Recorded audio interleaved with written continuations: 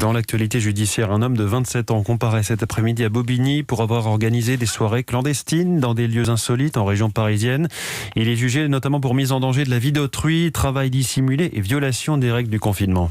La dernière soirée qu'il avait organisée avait rassemblé 600 personnes dans un tunnel désaffecté du 13e arrondissement de Paris fin novembre, en plein confinement. Et ce jeune homme n'en était pas à son coup d'essai. Gladys Laffitte. À la fin du mois de septembre, il avait déjà organisé une soirée dans un hangar à la Courneuve, en Seine-Saint-Denis, avec 1000 participants, alors qu'à l'époque, tout rassemblement de plus de 10 personnes était interdit. Mais aucun problème pour ce jeune graphiste de 27 ans. Il justifie son activité comme un acte de résistance. Il prône même la transgression des règles au nom de la bienveillance, dit-il.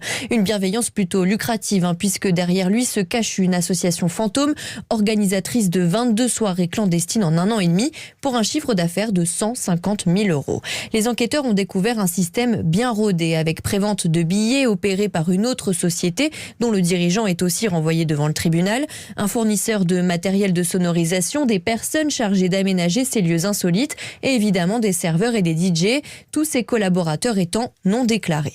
Une activité illicite dont le jeune homme ne semblait pas vraiment se cacher puisque les policiers ont retrouvé chez lui un article de presse qui lui était consacré et un accord de tournage pour une célèbre émission de télévision.